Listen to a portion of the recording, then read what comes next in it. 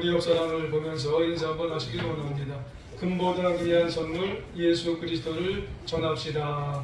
금보다 귀한 선물 예수 그리스도를 전합시다. 잘하셨어요. 누구나 여러분 선물을 다 좋아합니다. 크든 작든 선물을 받으면은 참 기쁘고 참 감사합니다. 특별히 생각지도 않은 사람에게 선물을 받으면은 참 놀랍게 되고, 어떤 때는 이분이 나에게 이렇게 선물을 다 주셨나 당황을 하게 될 때가 있어요. 이분의 형편에 어떻게 나에게 이렇게 선물을 주셨나 너무 당황이 되어서 이걸 받아야 되나 말아야 되나 이럴 때가 있어요.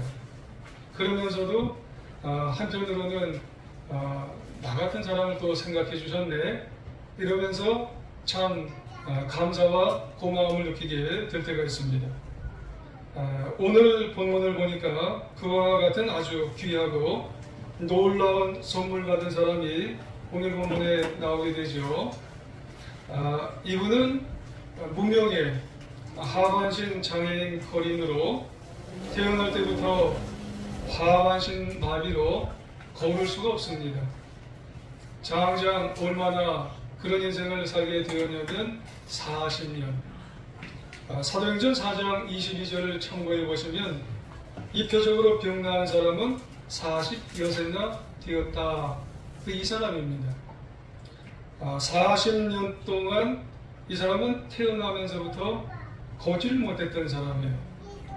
그러니 그 긴 세월 동안 그가 얼마나 고통스러운 인생을 살았는지 가히 우리는 짐작을 해볼 수가 있는 겁니다. 그와 같은 상황에서 먹고는 살아야 되는데, 우리가 성경을 읽어보셔서 아시겠지만은 돌봐줄 가족도 없는 것 같고, 또 몸이 불편하니까 정상적인 일을 이 사람은 할 수가 없어서 매일매일 성전 앞으로 나가서 구걸을 할 수밖에 없는 그런 사람이었던 거예요. 본문을 한번 보면 1절에 이렇게 시작이 됩니다. 1절은 같이 한번 읽어볼까요? 시작. 제9시 기도 시간에 베드로와 요한이 성전에 올라갈세. 아멘. 그래요. 시편 55편 17절에 보면은 정오와 아침과 저녁과 아침과 정오에 내가 근심하여 탄식하리니 여호와께서 내 소리를 들으시리로다. 아멘. 이렇게 되어 있어요. 시편 55편은 다윗의 교훈시예요. 이 말씀에 보면은 기도에 관한 교훈시인데, 전통적으로 유대인들은 하루에 3번을 기도합니다. 그런데 보면 기도 시간이 언제부터 시작이 되면은 저녁과 아침과 정오 이렇게 되어 있어요. 저녁부터 시작이 돼요. 왜 그럴까요? 유대인들은 어두운 저녁부터가 하루가 시작이 되는 거예요. 그리고 아침을 맞이해요. 아주 깊은 의미가 들어있어요. 왜 저녁부터 유대인들은 하루가 시작이 될까요? 의식 세계 속에 마지막이 좋아야 모든 것이 좋다. 이런 의미가 들어있어요.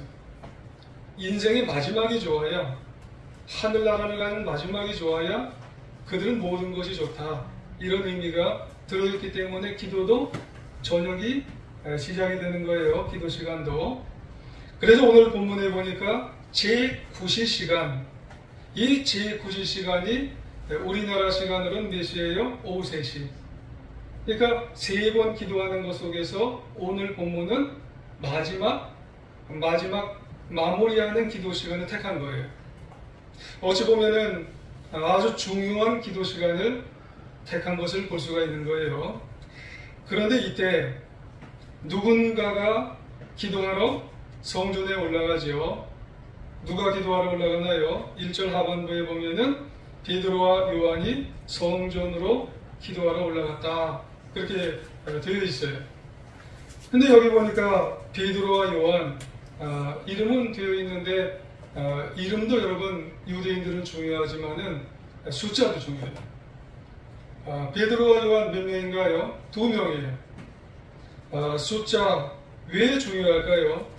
히브리 숫자, 이 숫자는 아주 의미가 있답니다. 왜 그러냐면 두 명, 이 둘이나 2명은 증거의 숫자이기 때문에 그렇답니다.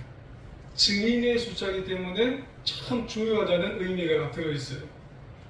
그러고 보면 오늘 말씀에서 이 베드로와 요한 두 명이 증인으로 등장할 때 앞으로 이 본문은 아주 중요한 일이 펼쳐지겠구나 라고 하는, 역사적으로 아주 중요한 메시지를 우리에게 주겠구나 라고 하는 그런 의미가 내포되어 있는 거예요.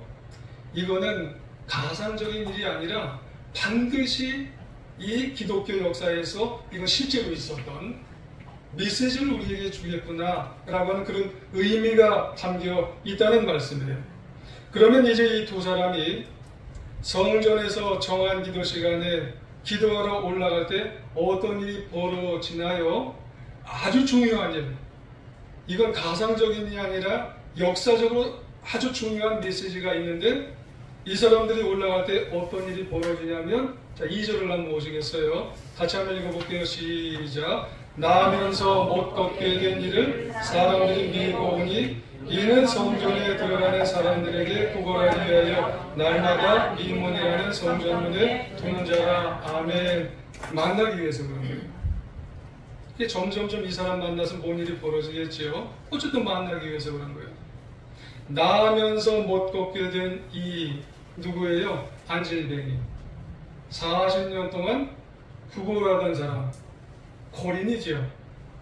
그런데 지금 이 거린을 매일 사람들이 업어서 미문이라는 성전문 입구에 그를 업어다는 거예요.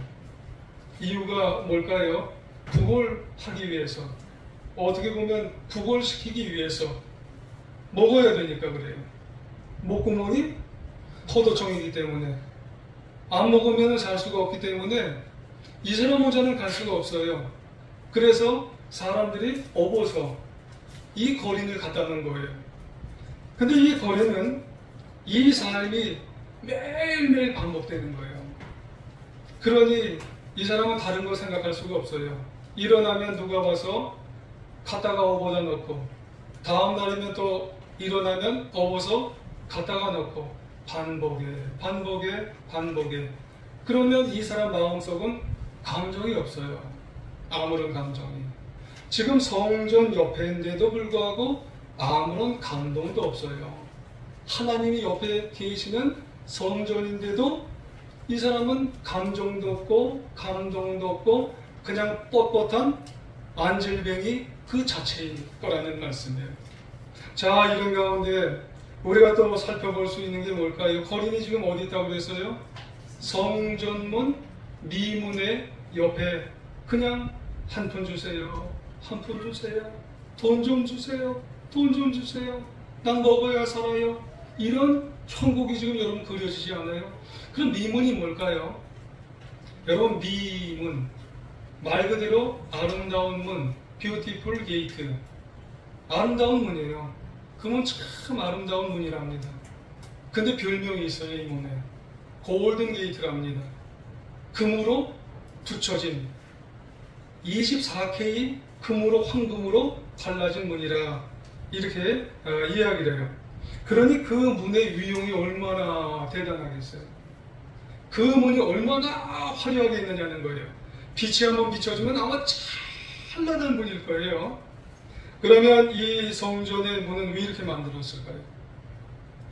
그리고 이 문을 바라보는 유대인들은 또 어떤 의미로 그 문을 드나들고 그 문을 바라보게 되었을까요? 그러면 이 성전은 누가 만들었을까요? 그러면 그거부터 알아야 되겠죠. 헤롯 왕이 만들었어요. 헤롯은 혈통이 좀 달라요. 유대인들과. 헤롯 왕은 야곱의 혈통이 아니에요.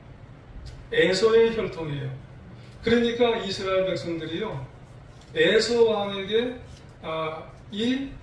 헤롯 왕에게 협조를 안 해요. 이 유대인들이 참 까다롭습니다. 사람들이 참 까다로워요. 그러니까 이 헤롯이 유대인들의 종교적인 혜택을 주면은 동조를 하겠지, 협력을 해줄 것이야.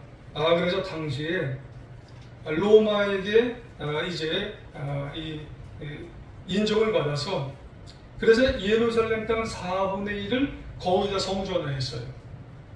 그리고 난 다음에 성전으로 다 만들어 놓고 문을 뭘로 만들었냐면은 미물, 골든 게이트를 만든 거예요. 진짜 황금으로 만든 거예요. 그래서 황금으로 입혀 만들었는데, 사람들은, 유대인들은 그런 거예요. 그 문을 들어갔다 나갔다 하면서 멀리서 그 황금의 문을 바라보면서 아마도 그런 생각이 들었을 거예요. 저절로 자부심이 대단했을 거예요. 믿음도 없는 사람들도. 그리고 없었던 종교심까지 그들이 아마 생겼을 거란 말이에요. 아마 현대 시대에도 다는 아닐 거예요. 분명히 다는 아니에요. 근데도 큰 교회 다니는 사람들, 그렇죠? 큰 교회 다니는 사람들 중에도 신앙도 없으면서 성경책을 옆에다 이렇게 딱 끼고 왠지 모르게 이 자긍심, 자부심을 가지고 다니는 사람들이 있을까요? 그건 잘 몰라요. 믿음도 없으면서 왠지 모르게 나는 이 한국교회 대교회 다닌다. 근데 보면은 작은 교회 사람들보다 더 믿음이 형편없는 사람들이 있어요. 그런 경우예요. 유대인들 가운데 그런 큰 골든 게이트 미문에 들어가면서 없었던 종교심을 그들이 생기면서 다니는 사람들이 있더라는 거예요. 종교적 허영, 겉만 꾸미고 다니는 사람들이 유대인 중에 있어요. 교만, 자기가 최고라는 거예요. 거기에 도취된 유대인들이 그 성전의 미문으로 출입하면서 나는 하나님이 절대로 선택받은 예배자야. 나는 하나님 앞에 틀림없는 기도자야. 그러면서 그 문을 들어갔다 나갔다 하는 그런 사람들이 있을 수도 있다는 거예요. 그러면서 그 허영심이 충만해지니까 온갖 옷을 잘 꾸며 입는 거예요. 옷에는 이렇게 여기 술이 이제 길게 이제 입는 그런 옷들을 유대인들이 입고 다니는 거예요. 그러면서 그 고린들이 양 사이드에 있을 거란 말이에요. 그럼 유대인들이 어떻게 하는 줄 아세요? 지갑을 여는 거예요. 지갑을 크게 열어서 어떻게 하게 되어지냐면, 자, 받으시오 하면서 고린들한테 동전을, 또 큰 돈을 주는 거예요. 어제는 내가 한 양을 줬지만 자, 오늘은 내가 2냥을 줄 것이다. 이러는 거예요. 웃으시니 아는 거예요. 예수님께서는 오른손이 하는 일을 왼손이 모르게 하는데, 유대인들이 종교적 허영심에 빠지고 교만에 빠진 사람들은 그 미문 앞에 종교적으로 내가 나태해진 사람들, 그런 사람들은요, 내가 저 미문으로 들어간다. 그러면서 내가 지갑이 어딨지?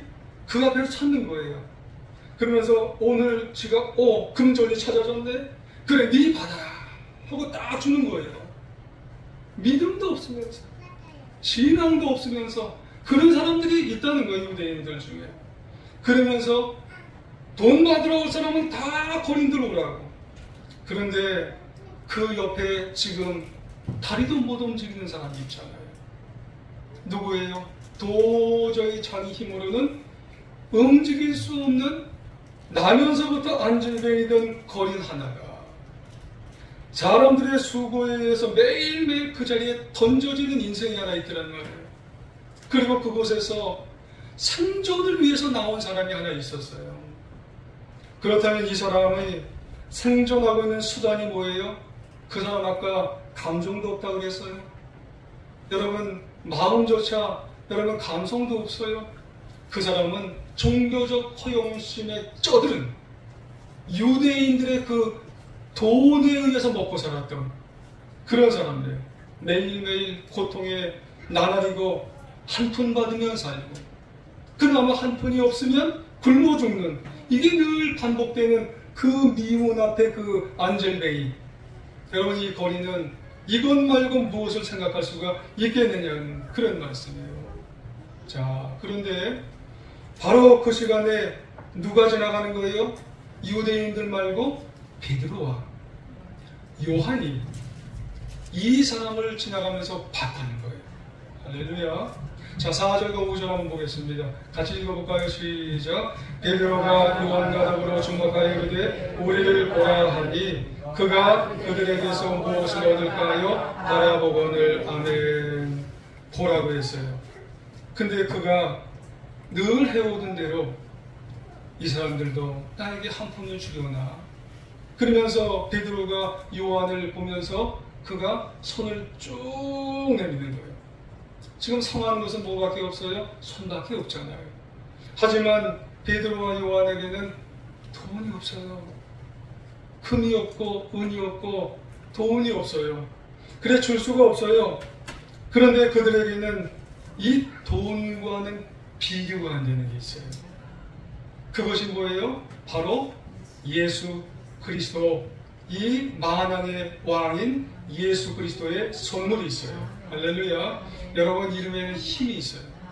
이름에는 능력이 있고 이름에는 권세가 있어요. 그래서 6절 7절을 보면 거린에게 이 이름을 외치잖아요. 자, 6절 7절 같이 읽어볼까요? 시작. 베드로가 이르되 은과 금은 내게 없거니와 내게 있는 이것은 내게 주노니 나사렛 예수 그리스도의 이름으로 일어나 걸으라 하고 오른손을 잡아 일으키니. 아멘. 할렐루야. 베드로는요 거린이 내민 오른손을 붙잡아 일으키면서 외치는 거예요. 내가 은금은 없지만 그보다 귀한 것이 있는데 나사렛 예수 그리스도의 이름으로 일어나 걸으라. 그러면서 일어나 걷게 만들었어요. 여러분, 예수 그리스도의 이름이 놀라운 능력이 있습니다. 권세가 있습니다. 안질뱅이가 40년이면은요 아마 굳었을 거예요. 근데 이 예수 그리스도의 능력의 권세의 이름이 그의 마음을 타고 들어가니까 이 녹았어요. 그리고 일어서게 되어지는 줄 여러분 기억하시기를 원합니다. 할렐루야. 예수님의 이름입니다. 근데 여기서 우리가 잊지 말아야 될 게 있어요. 아주 중요한 겁니다. 2000년 전에만요? 아니에요. 이런 놀라운 능력, 이 이름은 그 당시에만 이런 놀라운 이름의 능력과 권세가 있는 게 아니라는 거죠. 지금도 십자가에 피 흘려 죽으셨다가 부활하신 하나님의 아들로 하늘 보좌 우편에 앉아 계신 예수님, 예수님의 이름을 믿으면 구원받고, 이 예수님의 이름으로 기도하면 응답받고, 이 예수님의 이름으로 외치면 놀라운 전도의 역사가 일어나는 줄 여러분 기억하시기를 원합니다. 그렇습니다. 이나 지금이나 어떤 상황이나 환경에서나 교회 공동체나 모든 세상 공동체 속에서도 예수님의 선물, 이 예수님의 이름, 이 예수 그리스도가 선포될 때마다 놀라운 기적의 역사가 일어나게 되는 줄 여러분 기억하셔야 된다는 말씀이에요. 여러분, 질문 하나 드릴까요? 여러분, 베드로와 요한은 오늘 처음 성전에 들어갔나요? 또한 이 거리는 오늘 처음 여기 나와서 앉아서 한 푼 주세요, 한 푼 주세요 동냥했나요? 여러분, 이 동냥한 거리는요 매일매일 나왔어요. 40년 동안. 여러분, 이 사도들도 여기 처음 들어간 게 아니에요. 정한 시간이 되면 어찌 보면은 힘들었을 거예요. 하루에 3번씩 정말 지겹도록 힘들어도 무언가를 위해서 정말 성전에 올라가서 기도한다고 하는 것이 그게 힘든 일이 아니고 뭐겠어요. 그러다가 오늘 이 미문에 생존을 위해서 앉아 있는 거린을 보았던 거죠. 그런데 오늘은 그 거린이 눈에 들어온 거예요. 그 전에는 안 들어왔던 거예요. 근데 오늘 들어왔다는 거예요. 그리고 윙거려 두 사도가 주목하더니 자기를 불러주는 그 모습을 보고 이 거린이 그 예수님을 통해서 일어나 걷게 된 줄 여러분 기억하셔야 될 줄 믿습니다. 여러분, 뭘까요? 무엇이 무심했던 관계를 생명으로 이어줬어요. 위로부터 임하는 성령의 역사인 거죠. 이제 그들은 어제의 이름만 있던 사도가 아닌 거죠. 오순절날, 여러분 오늘 3장이지만 바로 앞장에 보면 오순절 역사가 있었어요. 마가다락방에 강력한 성령의 역사가 임하자 이 사도 베드로와 요한이 여러분 성령의 역사로 사람이 바뀌었어요. 거듭났어요. 그리고 영원히 보이는 줄 믿습니다. 그렇다면 우리도 한번 돌아봐야 됩니다. 여러분, 밖에 있는 사람을 보든 안에 있는 사람을 보든 모르는 사람을 보든 아는 사람을 보든 여러분 영원히 보여야 될 줄 믿습니다. 지금까지 언제까지는 안 보였던 영혼의 모습이 이제는 보여야 될 줄 믿습니다. 왜요? 성령이 나에게 임하셨기 때문에. 여러분, 영원히 내게 보이는 그 순간에 그에게 우리도 금보다 귀한 선물인 예수 그리스도를 증거하며 살아가시길 주님의 이름으로 부탁을 드리겠습니다. 제가 며칠 전에 국민일보 미션단에서 문 닫을 교회의 5가지 특징을 봤어요. 문 닫을 교회가 어떤 것이 특징이 있을까요? 우리 교회 문 닫으면 안 되잖아요. 그렇죠? 5가지 특징이 있답니다.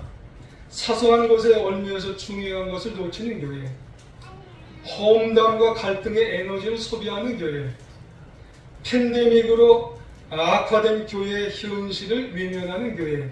그러니까 뭐에 외면하는 교회냐면 회복을 해야 되는데 회복은 하지 않고 자꾸 다른 것만 하는 교회가 이게 교회가 문 닫을 교회랍니다.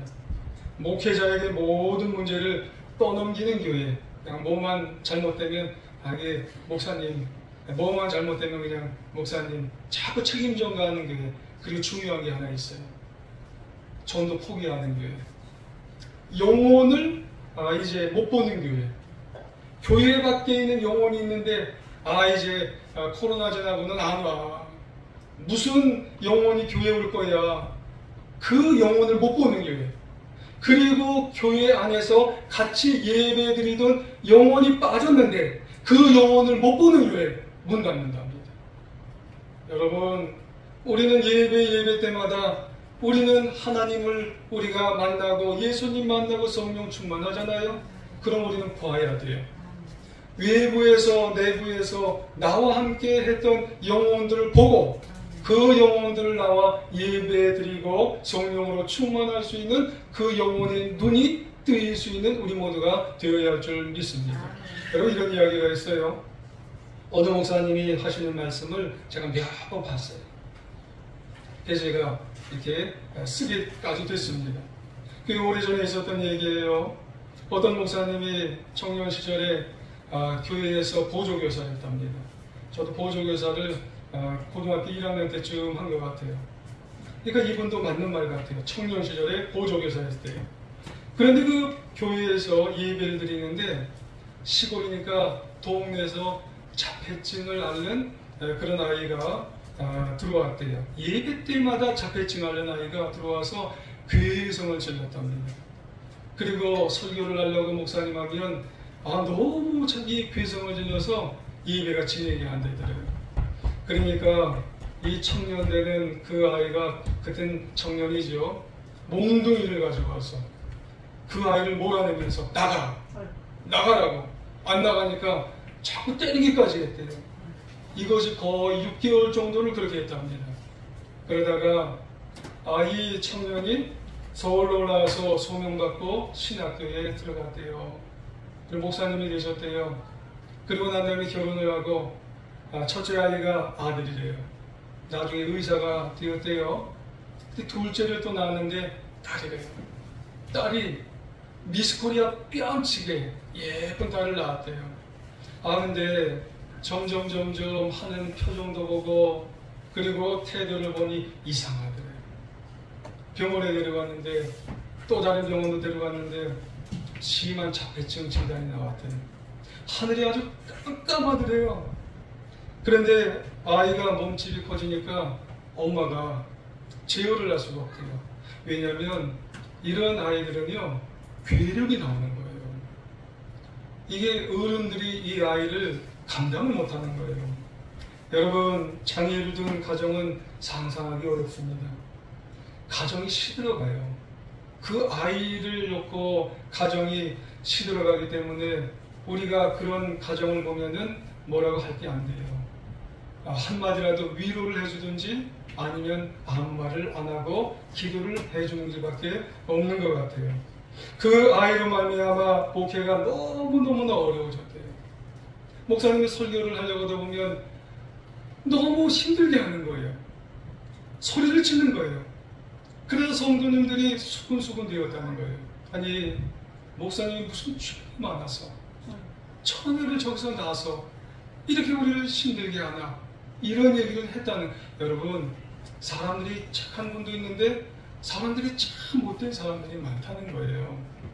가뜩이나 마음이 다쳤는데, 여러분, 사람들이 징벌적 신앙이 있어서 그래요. 안 그런 것 같은데 뒤에서는 그런 얘기를 들려오는 거예요. 한 번도 아니고 여러 번 들려왔다는 거예요.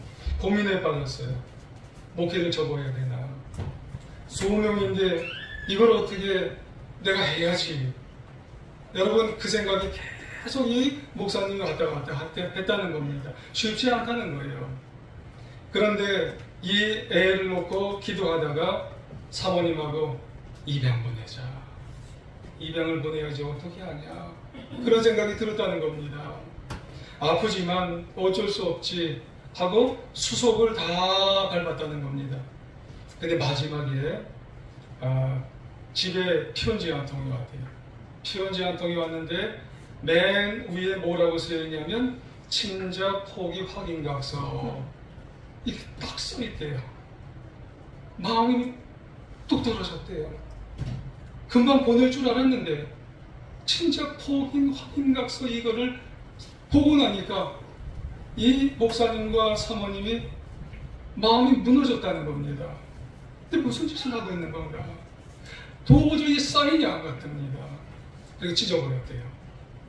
그날 밤 하나님 앞에 와서 기도를 하는데, 내가 그래도 목사인데, 내가 하나님의 은혜와 하나님의 구원을 성도님들께 선포하는 목사인데, 내가 하나님이 보내신 이 선물을 어떻게 포기한단 말이야.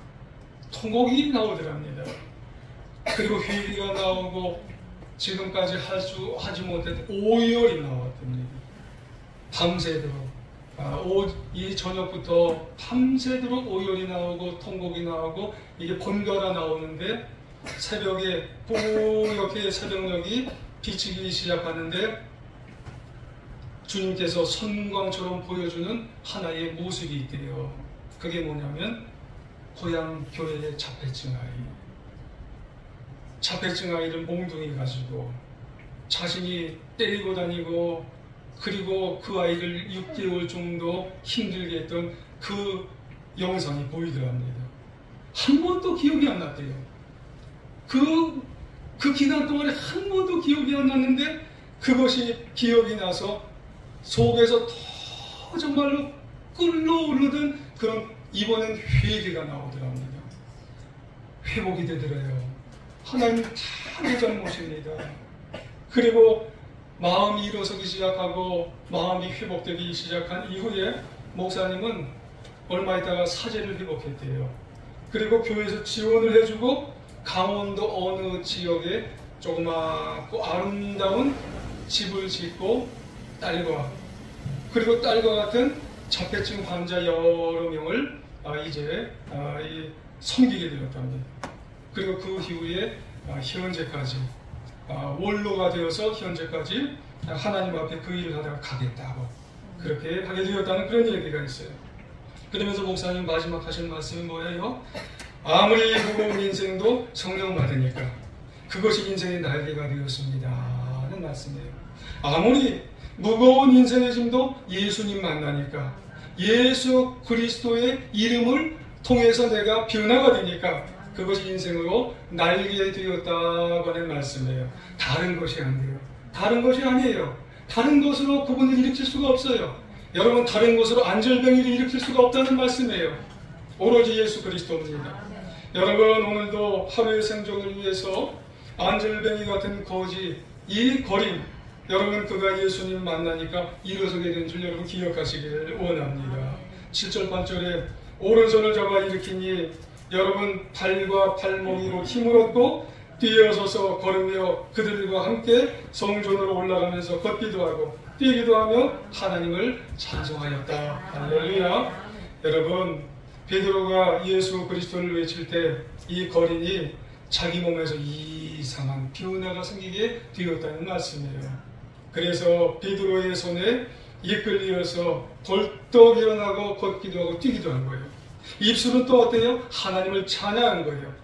그리고 또 있는데 단번에 단 한 번도 성전에 올라가지 못했는데 이 거린이 성전으로 들어가게 되었다고 하는 말씀입니다. 할렐루야. 이게 다가 아닙니다.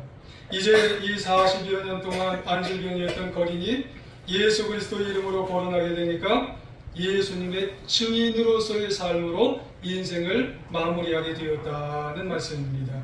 여러분, 천도꾸러기고 남을 원망하고 저주하면서 폐만 끼쳤던 이 안젤베이가 이제는요 남을 증거하고 증인하는 그런 인생으로 살아가게 되어진 줄 여러분 기억하시기를 원합니다. 우리는 어떨까요? 우리도 지금 우리의 상황을 보면은 우리는 안질병인 사람은 없나요? 우리는 정말 거린으로서, 영적인 거린으로서 영적으로 우리가 일어서지 못하는 그런 모습의 사람은 없는가요? 예수 그리스도밖에 없는 줄 믿습니다. 예수 그리스도로 우리의 상황과 환경에서 일어나시기를 바랍니다. 그래서 우리가 예수님을 증거하며 다른 모든 사람에게 증거할 수 있는 하나님의 자녀들 다 되시기를 다시 한번 주님의 이름으로 부탁을 드리겠습니다.